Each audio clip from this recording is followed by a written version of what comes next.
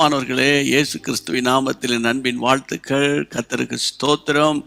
அனுதினமும் ஆவியானவரோடு என்ற குறுஞ்செய்திக்கு உங்களை அன்போடு அழைக்கிறேன். இம்மட்டும் நடத்தினவர் இனி நடத்துவார். நம் மீட்பர் உயிரோடு இருக்கிறார். ஆமேன். ஆண்டவருக்கு ஸ்தோத்திரம். நீங்களாகவே நேரத்தில் இந்த வார்த்தையை கேட்கல, கர்த்தர் உங்களுக்கு இந்த சந்தர்ப்பத்தை தந்திருக்கிறார். ஆமேன். அதிகாலை 5:30 மணிக்கு இந்த வார்த்தை உங்களுக்காக ஒளிப்பதிவு செய்யப்பட்டு அது அப்லோட் பண்ணப்படுகிறது. சரியா? ஆனால் இப்போ நீங்கள் எத்தனை மணிக்கு நீங்கள் பார்க்குறீங்க எனக்கு தெரியாது. ஆனால் இது இப்போது உங்களுக்கு என்ன நேரம் இருக்குதோ இந்த நேரம் கர்த்தருடைய நேரம் உங்களுக்கு என்பதை தீர்க்க தரிசனமாக சொல்லுகிறேன். அப்போ இந்த காட்ஸ் டைமில் ஆண்டவர் உங்களோட என்ன பேசுகிறார் வாசிக்கலாம். எபேசியர் 6:18 எந்த சமயத்திலும் சகல விதமான வேண்டுதலோடும் விண்ணப்பத்தோடும் ஆவியினாலே ஜெபம் பண்ணி அதன் பொருட்டு மிகுந்த மன உறுதியோடும் சகல பரிசுத்தவான்களுக்கு பண்ணு வேண்டுதலோடும் விழித்து கொண்டிருங்கள். சாதாரண வார்த்தை சொன்னா, ஒரே வார்த்தை சொன்னா, ஆவியினாலே ஜெபம் பண்ணி விழித்து கொண்டிருங்கள். ஆவியினாலே ஜெபம். ஜெபம் அப்படின்னா தமிழில் ஜெபிக்கலாம், இங்கிலீஷில், ஹிந்தியில், அவரவருடைய மொழியில் ஜெபிக்கிறது. அது நம்ம எல்லாருக்கும் தெரியும். ஆவியினாலே ஜெபம் பண்ணுறது அப்படின்னா, இப்போ நம்ம அனுதினமும் ஆவியானவரால் தானே நடத்தப்படுறோம். அப்போ ஆவியானவரை நீங்கள் நடத்துங்கப்பா, நீங்கள் பேசுங்கப்பா, நீங்கள் செய்யுங்கப்பா, உங்களுக்கு சித்தானா நாங்கள் போகணும், இல்லைனா வேண்டாம். இப்படி தான் நம்ம ஆவியானவருக்குள்ளே வாழ்ந்துக்கிட்டு இருக்கிறோம். நீங்கள் அப்படி தான் இருக்கிறீங்கன்னு நான் விசுவாசிக்கிறேன்.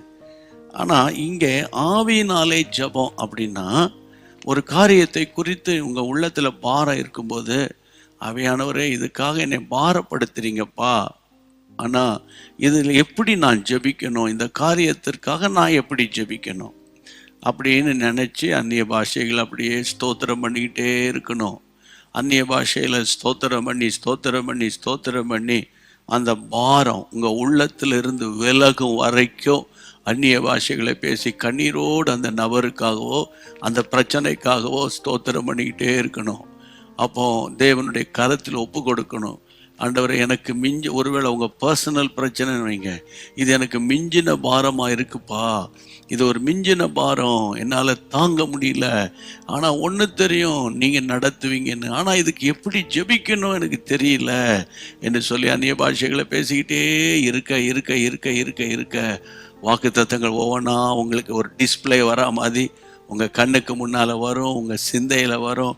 உடனே அந்த வாக்குத்தத்தங்களை அந்த நேரத்தில் சொல்லி ஜெபிச்சு பாருங்க. கர்த்தர் ஒரு புது பலனை தருவார்.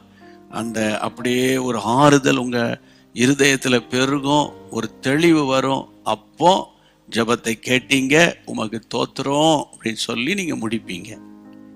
இதுக்கு ஆவியினாலே ஜெபித்தல் என்று பெயர்.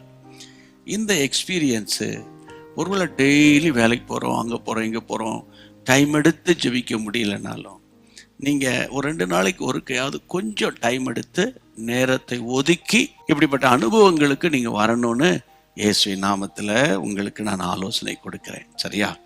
தைரியமாக இருங்க, தேவன் பொறுப்பெடுத்துக் கொள்வார். கர்த்தரை தாண்டி தான் உங்கள்கிட்ட வரும். கர்த்தரே உங்களுக்கு மதிலாக இருக்கிறார். ஏன் நீங்கள் கவலைப்படுறீங்க? அவர் உங்களை பொறுப்பெடுத்துக் கொள்வார். சரியா? மீண்டும் சந்திக்கலாம். மற்றவங்களுக்கு ஷேர் பண்ண மறக்கூடாது. ஹிந்தி ஸ்பீக்கிங் பீப்புளுக்காக அதிகமாக நீங்கள் ஜெபிங்க. சரியா? தேங்க்யூ. God bless you. அன்பான தேவனுடைய பிள்ளைகளே, இச்செய்தி உங்களுக்கு மிகுந்த ஆசீர்வாதமாக இருந்ததென்று நாங்கள் நம்புகிறோம். தொடர்ந்து எங்கள் செய்திகளை கேட்டு கர்த்தருக்குள் ஆசீர்வதிக்கப்பட ஜீசஸ் மீட்ஸ் மினிஸ்ட்ரீஸ் என்கிற எங்கள் யூடியூப் சேனலை சப்ஸ்கிரைப் செய்யுங்கள். மேலும் உங்கள் ஜெப உதவிக்கு எங்களோடு நீங்கள் தொடர்பு கொள்ள வேண்டிய தொலைபேசி எண் 9842252836 மற்றும் 7299546363. Email gpsrobinson@hotmail.com. கர்த்தர் உங்களை ஆசீர்வதிப்பாராக.